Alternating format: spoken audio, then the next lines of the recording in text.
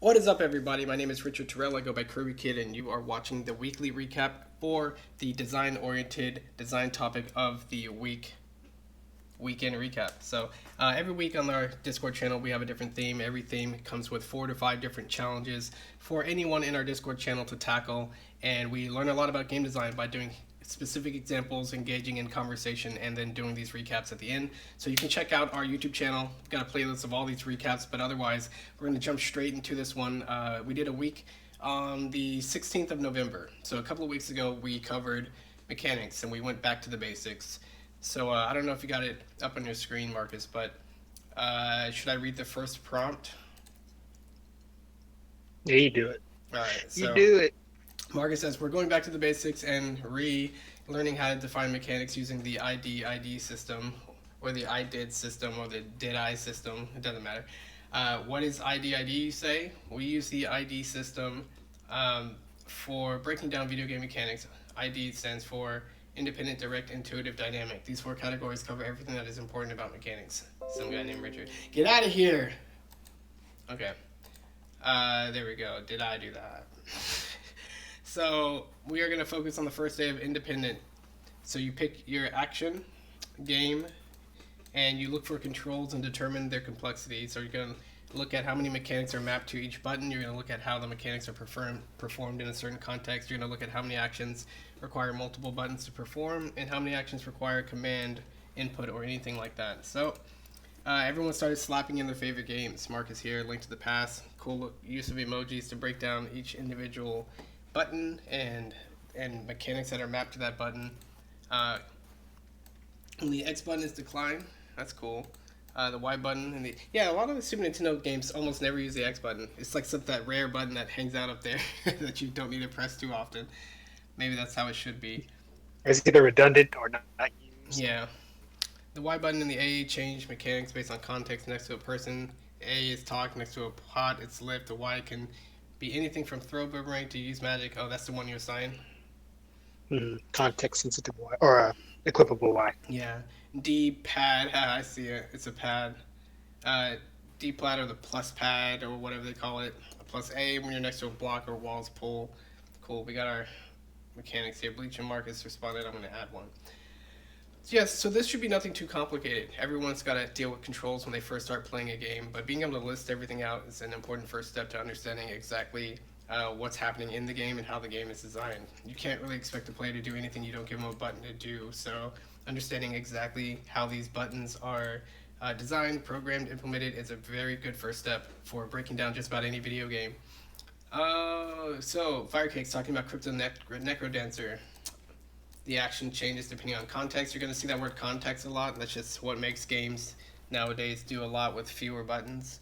Especially for console and handheld games on PC, they have a keyboard, and the keyboard oftentimes is used for a bunch of different keys for a bunch of different things. Directing the player, moving the player, directing the player towards a block, directing the player towards a block and barrel. The action turns into like a push, or unless the player attack is 3 or greater, and the object will be destroyed. All these different contextual things happen. So the mechanics are move. I like to capitalize mechanics too. There's so few of them in the game that when you're talking about what's happening in the game, if you see the capital letters, you know this is a mechanic. In order to move, you can attack, you can dig, you can push for a single button press, and these are the 4 major actions you can do seemingly in Crypt of the Necrodancer. I messed up my joke. You can move, you can dag, you can move, you can attack, you can dig, you can sing. Anyway. He can dig. Activating spells, bombs, consumables requires pressing 2 buttons. Cool. Yeah. I'm not going to read these too carefully. Hopefully everyone did this accurately. B, hold to run. Tap for fireball, as fireball. Yep. Context here is a powered up state. A, jump. I love the original Mario Brothers. Left or right, up does nothing. And D, down ducks. Yeah, up does nothing. Haha. No, you can climb up a vine, can't you? Bleach. I'm just kidding. Donkey Kong mechanics. I got that Donkey Kong pattern in my my wall here. I love that. I've always loved it. Climb up ladders, jump button. Yep, up, down, left, right, run. That's right. Mario has 1 speed in this game. Just ook it. If that's the speed. The mechanics for Donkey Kong are all individual. climbing ladders requires a ladder nearby, but otherwise you just run and jump with all of their own buttons. You can't climb if you have a hammer or something like that. Cool. Crystal's Ocarina of Time breakdown is essentially the same thing as my Link to the Past, just a couple more buttons for like Z lock on and shoulder buttons. Hmm. Yeah. Hmm. Oh, Zelda, good old Crystal. Is this the official picture or something? Did she make that? From a magazine, probably a Okay. It looks like an guide. old, yeah, an old open chest. Prima. Again, Zelda, just like Link in the Past, going to be a lot of contextual stuff. Especially with the movement in this game. Backflip, Z plus A, front attack, Z plus A, hold, analog stick forward. Like all these relative angles relative to your state and relative button presses. Like, that's pretty cool. Rocket Knight, choose controlling your destiny. I've never done that before. Good old weird Sega Genesis controller. Start A to attack, hold for rocket energy buildup, B to jump, C to attack or hold for rocket energy buildup, and then D control the direction of D-pad. They call that a D button. That's funny.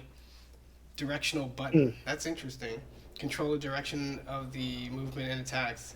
Huh. So that game has a redundancy right there in the controls. The A and the C button seem to do exactly the same. Exactly the same. Cool. Let's just give that a good old blare. So yeah, if you guys aren't familiar, we have the design-oriented topic wheel, and we're dealing everything in this dark blue area for mechanics. So when you see that little blue icon here, you can hover over it and see what topic we're talking about. It's all good. Klonoa.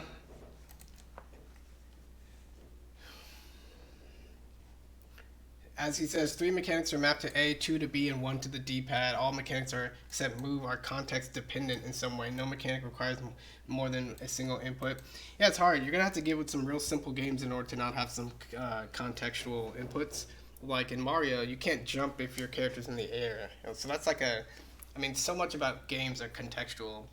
So you have to go to some simple games like Pac-Man or Snake in order for your mechanics to always do exactly what they do all the time and without question, kind of a thing. But good job, everyone. That gif is definitely not a spoiler. If you haven't seen Spirited I always Away, forget. Oops. and we got an old video I made called what was it called? We were breaking down fighting games, working them up from the definition of an action game to a brawler to a fighting game, noting their differences and going over a long history. So Lori asks, are fighting games action games? And the answer is definitely yes. Goku says yes. That's all you need to know. Okay, so Tuesday, we're going to move right along.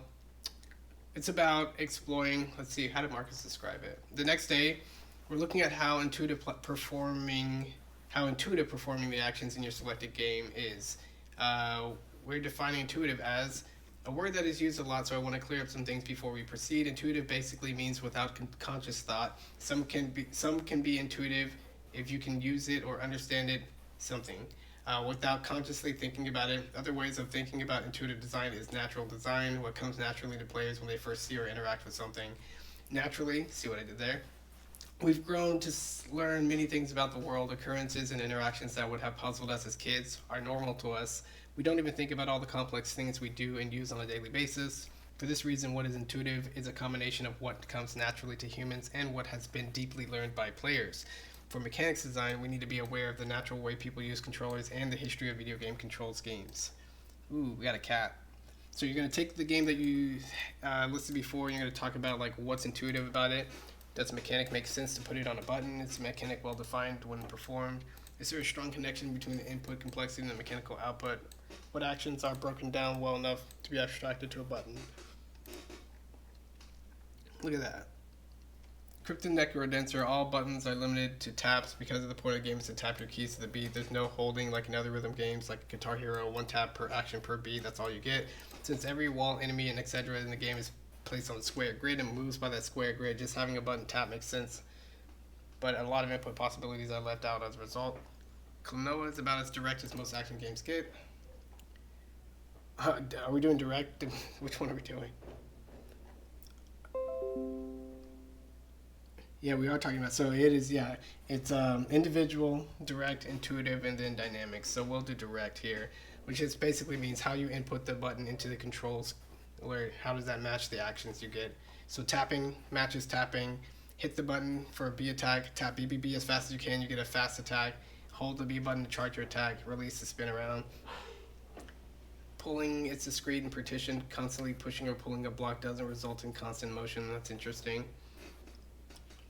Yoshi's Island is very direct. Y only pertains to putting things out of your tongue. Blah, blah. Spit seeds. B only jumps. Jump is short. Hold for a longer jump. Keeping holding at the peak lets you flutter. Releasing cancels the flutter. That's all pretty good. Directness right there. A starts aiming the egg and firing them. So this aiming mechanic is very interesting. There's nothing really else like it in any of the games I've ever played, and that's a lot of them. But the timer, the little aimer goes back and forth like it's its own mini game, right? Kind of like, I don't know. It was a really interesting solution for a D-pad control scheme, right? You can't just point the aimer anywhere you want in analog space because you're stuck to 4 directional inputs and 8 overall directions, right? But to hit everything in between, you're gonna need to be able to move somehow in between these zones.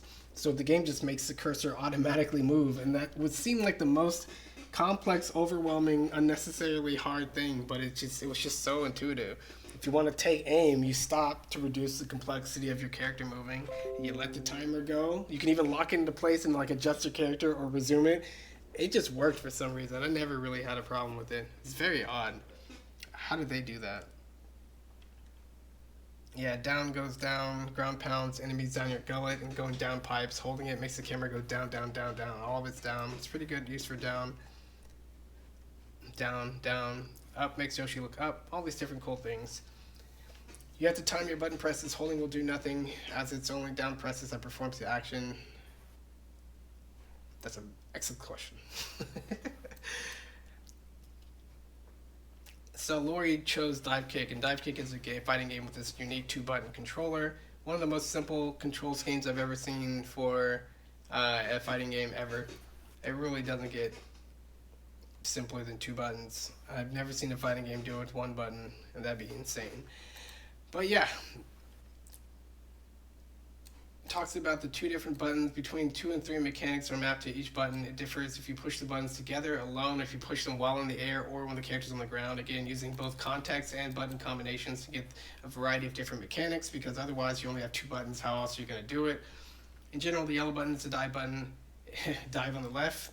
The word dive is left in the title. Kick on the right. Where it kicks on the right. That works for me too. When you kick on the ground, it makes your character jump back. That was like, that's like unintuitive territory right there, but it's funny at the same time. Cool, cool. More details, cool. Legend of Zelda Ocarina of Time Directness movement. Depending on how much you move the analog stick, it changes how fast you can move. This is something Nintendo established with Mario 64, and just about every game does analog movement like this when they are mapped to the analog stick. Spin attack, just like what Marcus said, hold B, blah, blah, blah. More goodness. Wednesday, now we're talking about intuitiveness. So people are looking back over their same moves and talking about how intuitive they are. Good old Tony from yesterday's topic. I don't remember what game it is, Tony. Rocket Knight. Okay. Croqueto. Cool.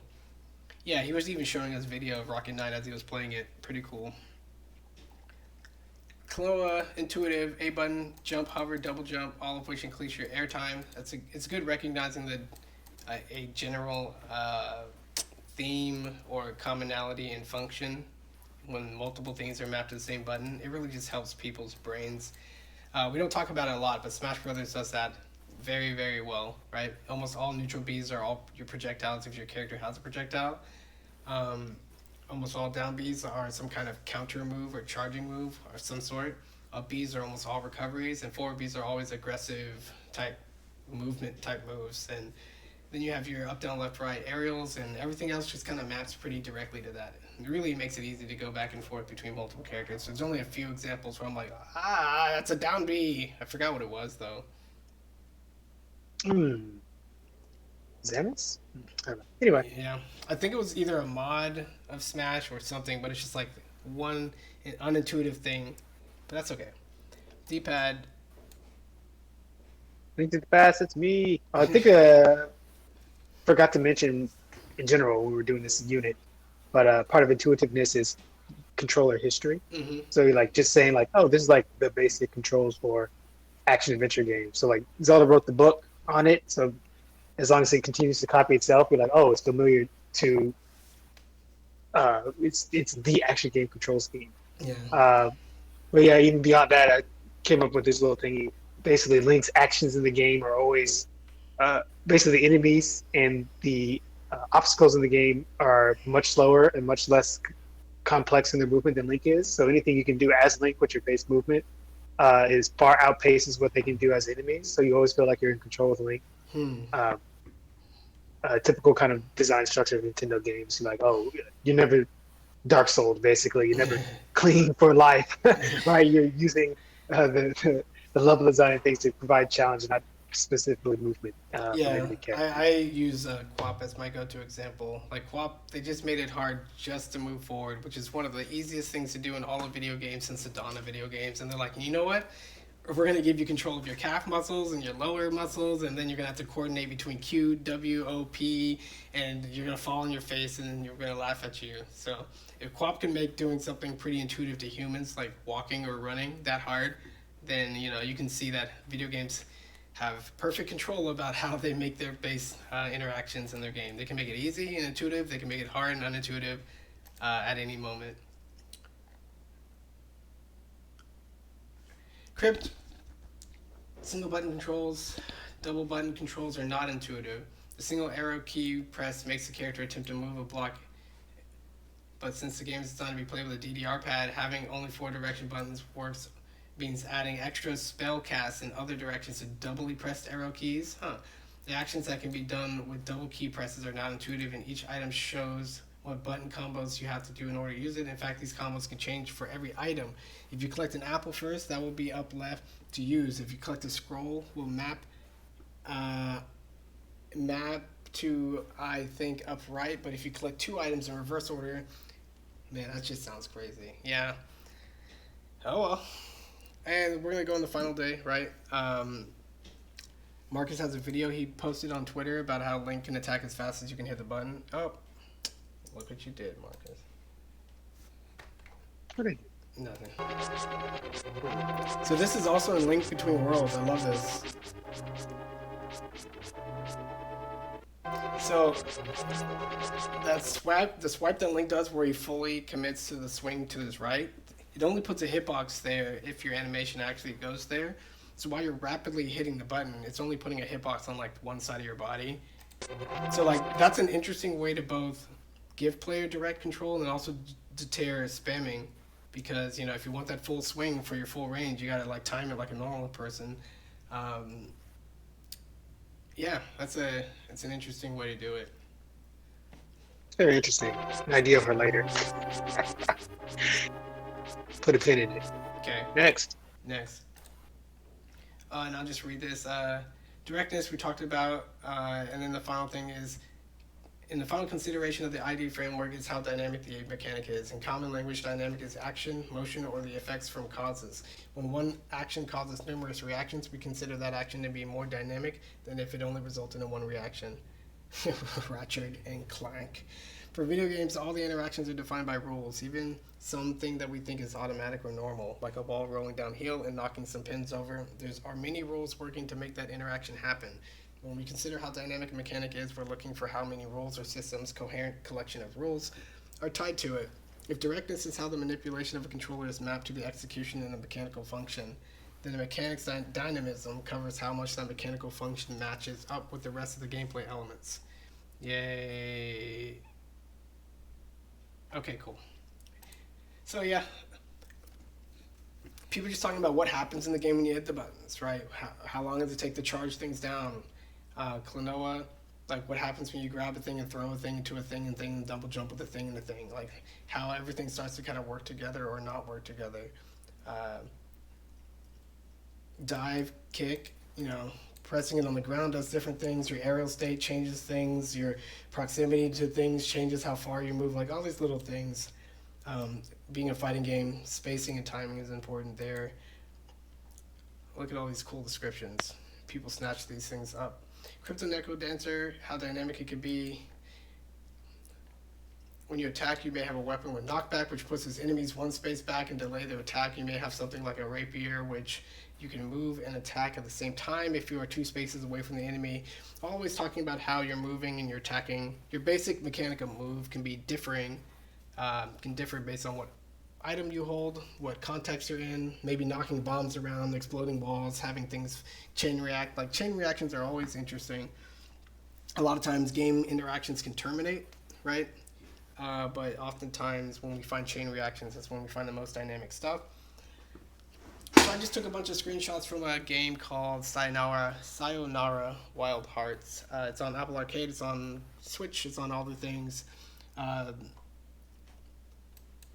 This game was crazy, so I kind of ran the whole gamut, and I talked about its indirectness, intuitiveness, directness, individuality, and dynamism on all these different 5 basic core